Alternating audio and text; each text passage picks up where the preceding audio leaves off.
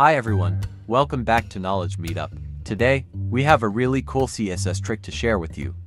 We're going to implement a line clamp in CSS. It's a great technique that helps you control the number of lines of text that show up in an element. It is nice for blog previews or product descriptions.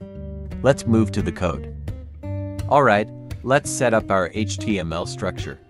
You can use any text container you want, like a div or AP tag. For this example, we'll use a div.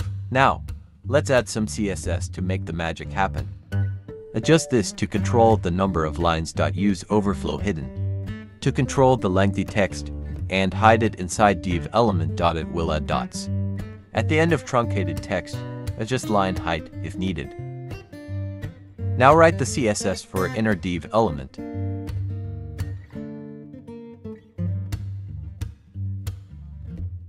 Here's where the real magic comes in, the line clamp property. Adjust the number of lines you want to display. Again, use overflow property and apply hidden value.